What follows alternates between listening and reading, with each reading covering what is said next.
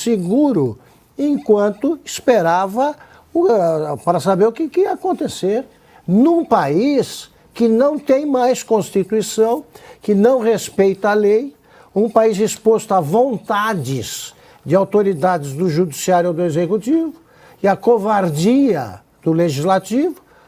É isso aí, precisa ir até lá para perguntar pro embaixador, pode ligar para cá que a gente conta. O que ele fez? Basta ter um neurônio na cabeça para saber o que ele foi fazer lá. Ou ele foi lá. É isso aí, pessoal. Vamos aqui para mais um conteúdo, mais uma notícia diretamente de Brasília, com comentários aqui do canal Revista Oeste. Já deixando os créditos aqui ao canal do Revista Oeste na plataforma do YouTube. Já peço a vocês que se inscrevam no canal, deixe seu like, que isso ajuda muito no engajamento do vídeo. O seu like ajuda muito na distribuição da notícia. Sua inscrição ajuda o canal a crescer, e quando forem se inscrever, ativem o sininho de notificação, porque assim que postarmos conteúdo, chegará diretamente em seu smartphone ou em seu computador, mas só se vocês ativarem o sininho das notificações. E pessoal, peço a vocês também aí que comentem de qual cidade vocês estão nos assistindo, que é para a gente saber de onde está vindo a nossa audiência. Pessoal, agora sem mais enrolação, vamos a mais uma notícia. Infelizmente, todo dia tem uma notícia nova, todo dia tem uma polêmica nova. Agora, sem mais enrolação, bora pro conteúdo. O ex-presidente Jair Bolsonaro confirmou a informação divulgada pelo New York Times de que ele passou 2 dias na Embaixada da Hungria em Brasília, em fevereiro deste ano, 4 dias depois da retenção de seu passaporte em uma operação da Polícia Federal. De acordo com a defesa, o ex-chefe do Executivo estava no local porque possui relações amistosas com alguns chefes de Estado mundiais e conversou com os húngaros sobre temas relativos ao Brasil. Em entrevista ao portal Metrópolis, Bolsonaro negou que tenha visitado a embaixada para evitar uma eventual prisão, ideia que ele descreve como mera especulação. Há pouco, o ministro da Secretaria de Relações Institucionais, Alexandre Padilha, disse que o fato mostrou que Bolsonaro tem um plano de fuga. Que o Bolsonaro é um fugitivo confesso é zero surpresa, como dizem. Mais uma vez, ele mostrou os seus planos de fugir. Fez isso no final do ano passado, do ano retrasado, depois das eleições, de ter fugido para os Estados Unidos. Mais uma vez, várias vezes disse que tinha a possibilidade, tem contato com chefes de Estado da extrema-direita, do mundo, a coalizão da morte, a coalizão do desrespeito aos direitos humanos. Silvio, quero te ouvir. O ex-presidente Jair Bolsonaro, então, chegou à Embaixada da Hungria no dia 12 de fevereiro, foi acompanhado aí de 2 seguranças, ficou lá até o dia 14, e a Polícia, então, Federal disse que vai investigar o caso, e a gente acompanhou um trecho aí da fala do ministro das Relações Institucionais, Alexandre Padilha. Vou começar pelo Alexandre Padilha. Paulo, o que faz o ministro Alexandre Padilha? Qual é a função dele? O que ele faz da vida? Porque ele é ministro de Relações Institucionais, mas ele não vai ao Congresso Nacional. Aliás, o presidente da Câmara, Arthur Lira, gostaria que José Guimarães, que é o líder do governo, que é filiado ao PT, fosse o ministro de Relações Institucionais. Ele não vai ao Senado, ele não é ouvido por ninguém, ele não tem sequer o respeito da bancada do PT. E quem vai a Brasília, quem frequenta Brasília, sabe disso. O ministro Alexandre Padilha já deveria ter sido demitido no ano passado, quando o governo não conseguiu aprovar nada, absolutamente nenhum projeto. E, se dependesse do presidente Lula, ele teria sido demitido. Mas o que se ouve, o que se fala em Brasília, é que quem sustenta, quem segura ele no cargo é a Janja da Silva, a primeira-dama. Inclusive, ele costuma usar a tal língua do todes, porque ela pediu. Ele abre as reuniões falando bom dia a todos, todas e todes, para justamente agradar a Janja. Bom, dito isso sobre o Alexandre Padilha, a questão que fica em relação à embaixada é quem vazou essas imagens e com que finalidade? Qual era o objetivo de ter vazado essas imagens? Ou estamos, mais uma vez, diante de uma cortina de fumaça? Reparem o que nós estamos acompanhando no Brasil. A semana passada termina com áudios bombásticos do Cid, Mauro Cid, tenente-coronel, ex-ajudante de ordens do presidente Jair Bolsonaro, que numa conversa com um interlocutor que ainda não sabemos quem é, não sabemos também quem vazou esses áudios, se foi para beneficiá-lo ou prejudicá-lo, não sabemos, mas esses áudios são bombásticos. Ele afirma taxativamente que foi coagido a embarcar numa narrativa da Polícia Federal e que ele, aspas, para ele não sabia do que estava falando ali. Diante disso, nós temos um governo, e eu vou repisar esse ponto, que não sabe para onde ir. Em 15 meses, o prazo de validade expirou, e expirou muito cedo. É um governo que não tem mais sequer estatísticas, além de não ter apoio popular. O Lula não consegue reunir 50, 60 pessoas na Avenida Paulista, se quiser. Não tem redes sociais, pelo contrário, ele perde seguidores o tempo inteiro.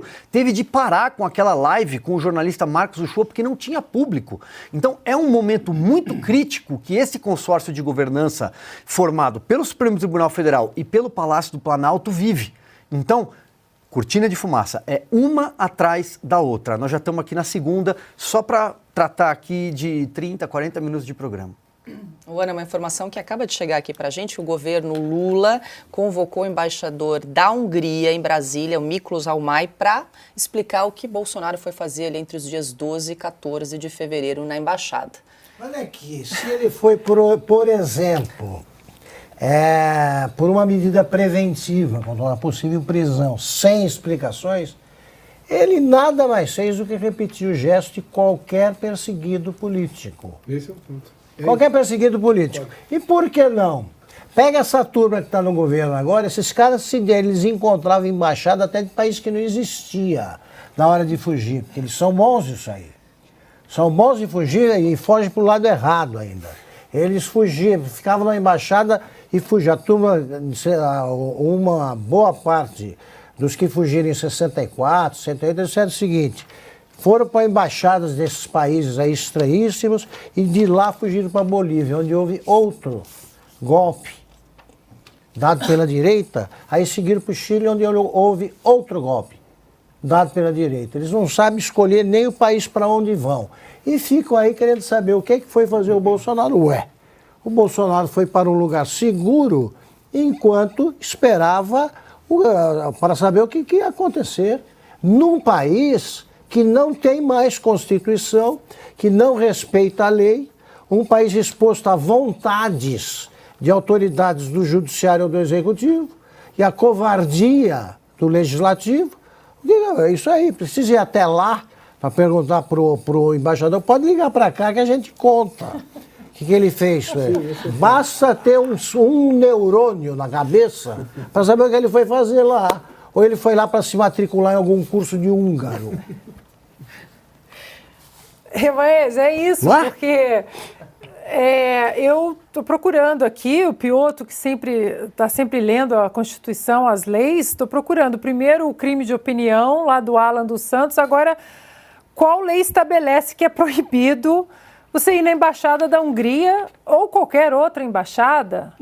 Qual lei? Onde está essa lei que proíbe o presidente o ex-presidente de ir numa embaixada?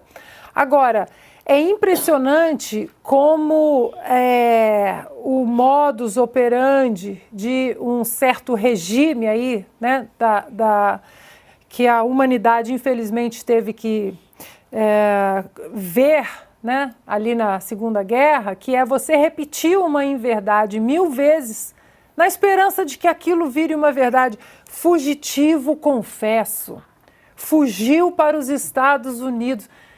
Pelo amor de Deus, fugiu para os Estados Unidos, mas voltou.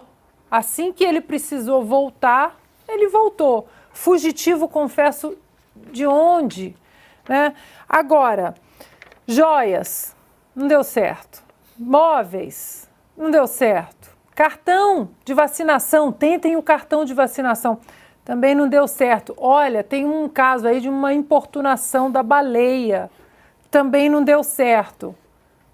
vamos tentar agora uma visita à Embaixada da Hungria. E é assim, o brasileiro já entendeu qual é o plano. Qual é o plano? Quero puxar o que o Silvio disse. Sexta-feira, áudios gravíssimos do Mauro Cid.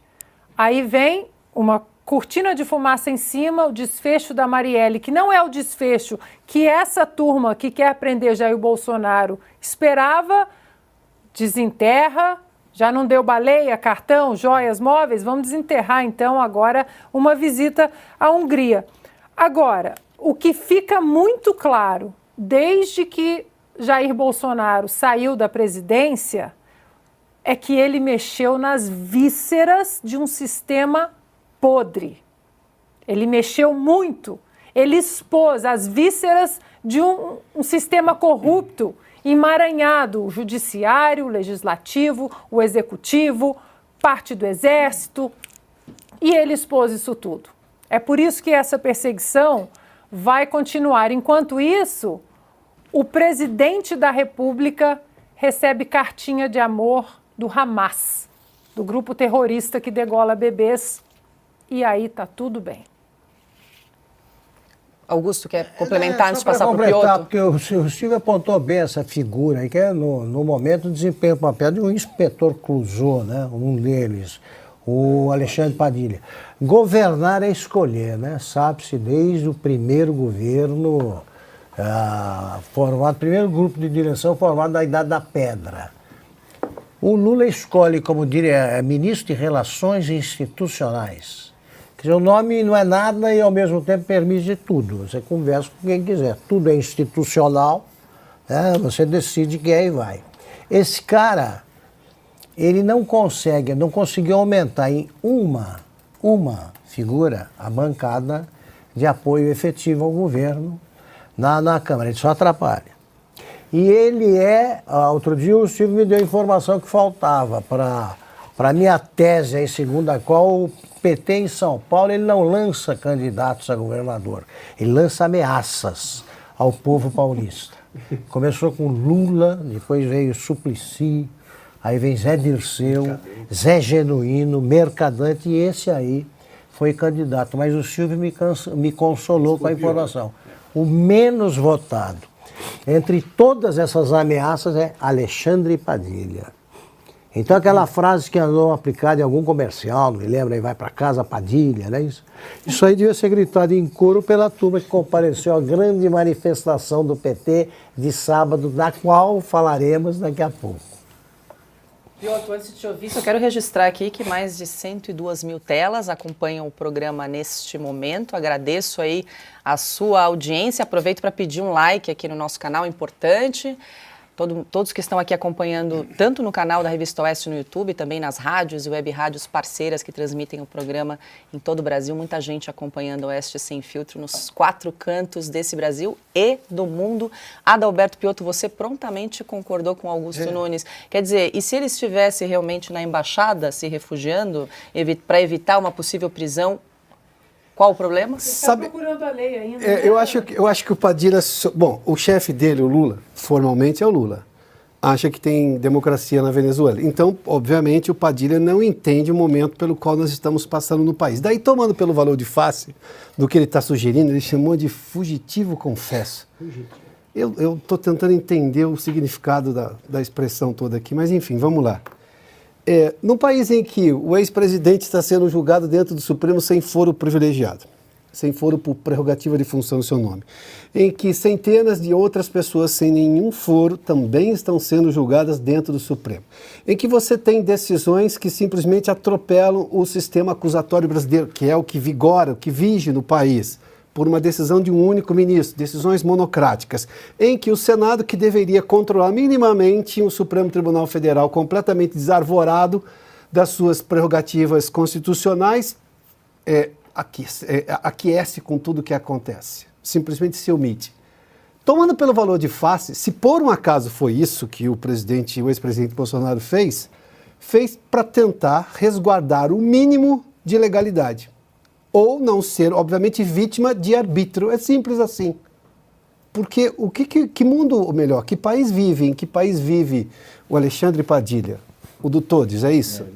Ele acha que tudo está numa normalidade democrática, ele que é ministro de Relações Institucionais, eu vou usar o cargo dele. O senhor acha que está tudo na normalidade institucional no país?